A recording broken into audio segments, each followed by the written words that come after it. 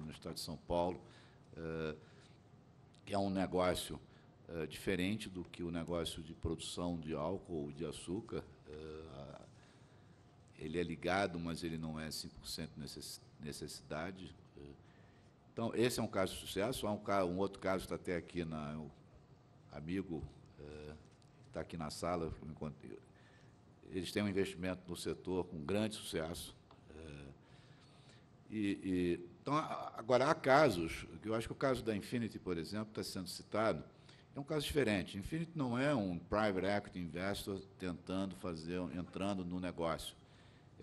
Foi uma companhia que atraiu capital público, é uma companhia que não tinha prévia experiência alguma no setor e começou a fazer aquisições e desenvolver Greenfield. Então, é um caso muito diferente. Eu quero fazer comentários porque a Infinity está hoje no processo de recuperação, mas a verdade é que a minha visão desse negócio, especialmente para o Private Equity, é a combinação do capital do Private Equity com a capacidade de realizar do empreendedor brasileiro. Isso é o que nós fizemos. Nós temos quatro casos de sucesso. Há outro aqui, como eu contei aqui na mesa, tem outros casos. Mas não é o caso do Infinity. Infinity era um outro negócio, uma outra proposta. Só para dar continuidade exatamente nesse ponto, que é uma pergunta do José Veloso, a percepção das necessidades de consolidação / profissionalização do setor vem dos private funds ou do próprio setor? O setor tem consciência dessa necessidade? Eu acho que vem do próprio setor. Eu acho que apresentações feitas aqui também mostram isso. Quer dizer, toda essa necessidade de ganho de eficiência, seja no processo industrial, seja no processo agrícola, exigem não só a própria tecnologia, mas exigem capital. E isso exige escala. E escala só é possível dentro de um processo de consolidação. Eu acho que essa é uma demanda que vem pela natureza do negócio e não pelo próprio investidor. Obrigado. Uma pergunta para o Bernardo. São duas perguntas, na verdade. Uma, não tem o nome. Não, acho que é para o Luiz, desculpa, mas acho que serve para os dois, principalmente pelas atividades do Bernardo na África. What needs to occur for the continent of Africa to develop ethanol on a global scale that would contribute meaningfully to our energy needs? Essa é uma.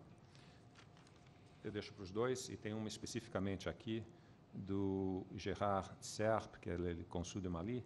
Parabéns ao grupo francês Tereos, é a única empresa a partir do Brasil exercendo a produção de cana-de-açúcar na África.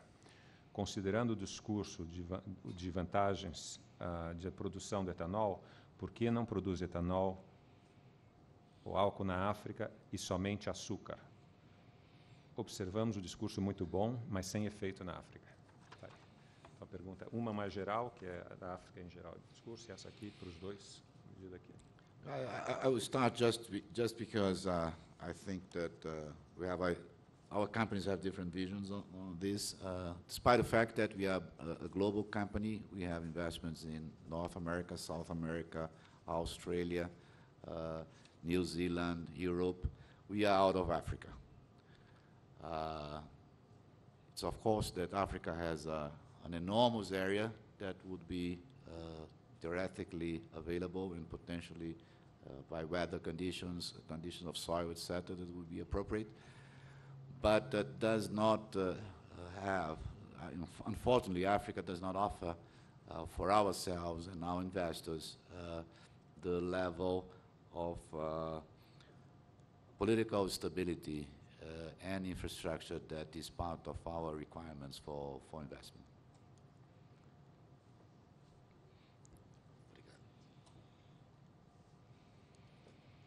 I would probably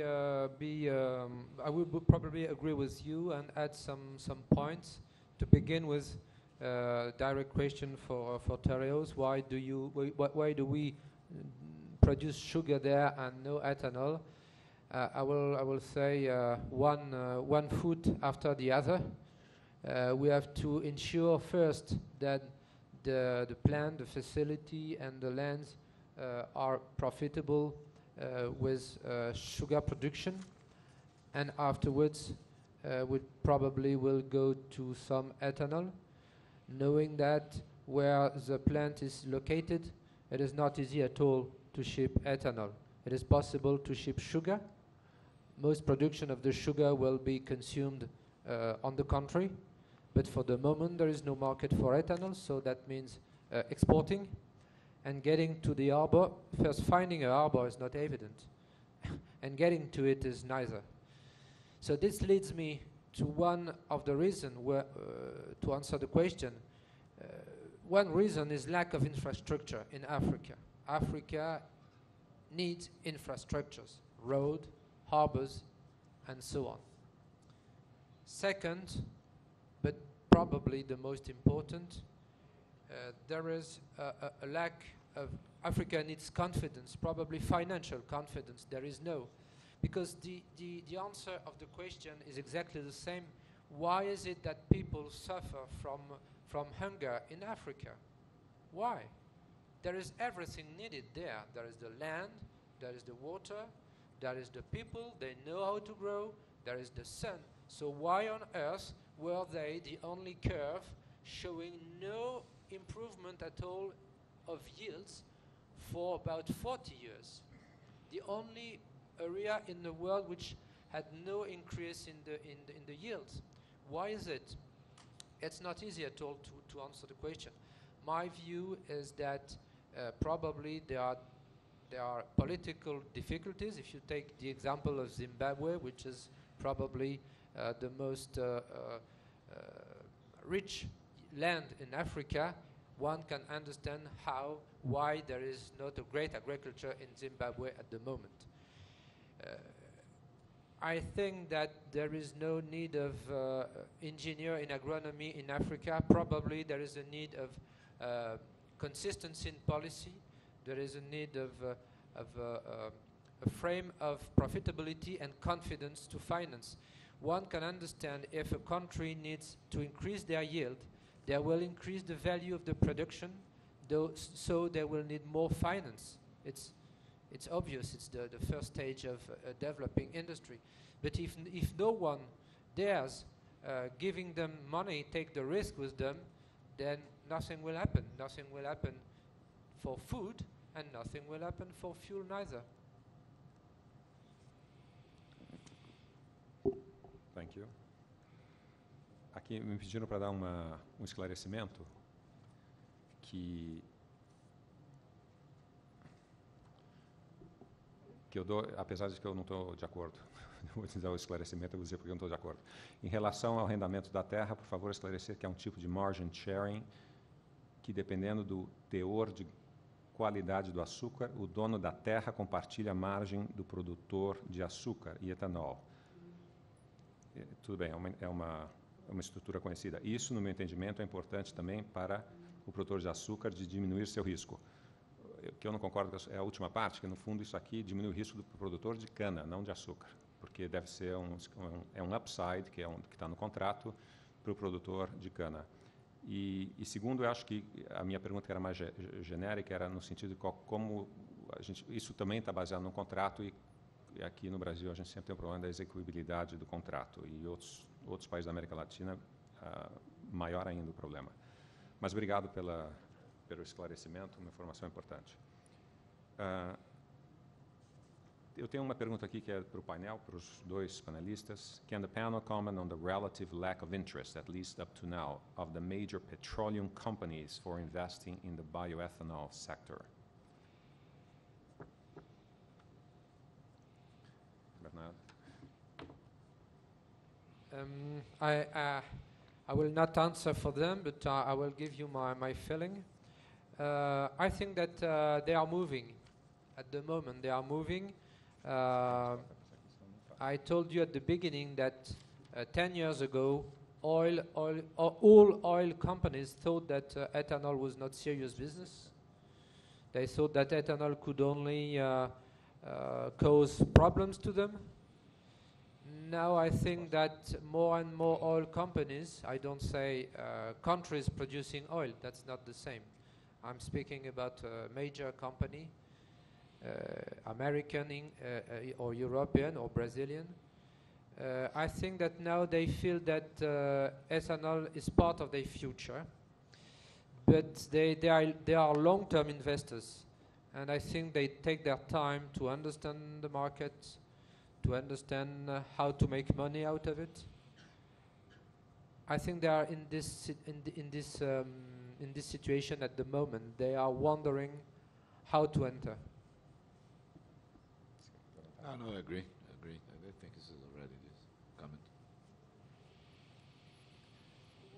Uma pergunta que eu tinha complementando isso nessa área, que é, na medida que é um investimento de longo prazo, como você falou, Bernardo, como vocês veem, e hoje de manhã a gente viu, inclusive, eu acho que, não me lembro quem foi, acho que não sei se foi a ministra Dilma, o governador Serra, mencionando a coisa da estabilidade da política pública. E um dos grandes problemas do pró-álcool foi que quando o preço do petróleo começou a cair, o programa foi basicamente deixado de lado.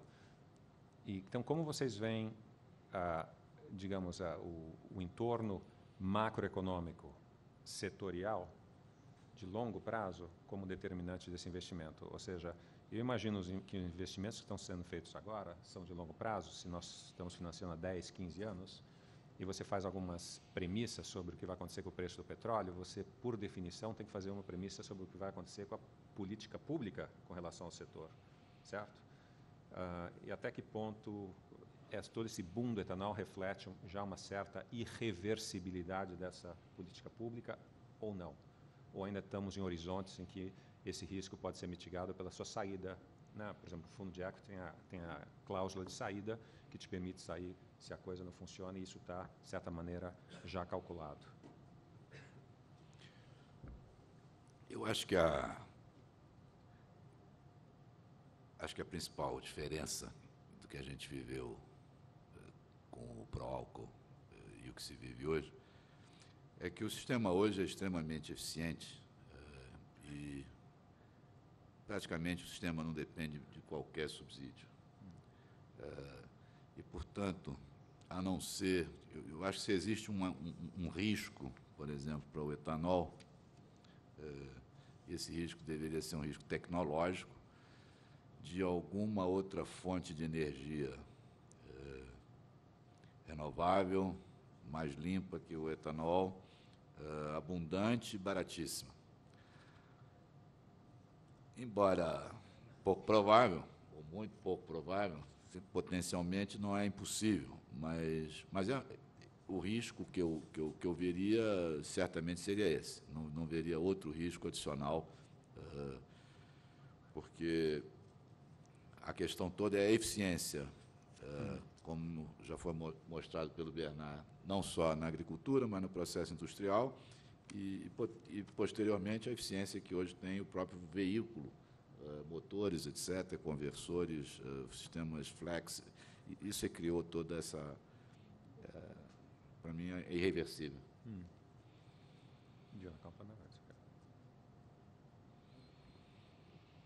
Well, probably we must distinguish two kind of competitions. There is a competition of ethanol against oil, and there is a competition of ethanol against ethanol. Probably we are in a situation where offer is, I say widely, on a world basis. More or less, we can say that there is a lot of offer, perhaps a little bit more offer than of demand. So that's, in my view, the reason why prices of ethanol are not so high as we could hope. But this is, let's say, this is temporary.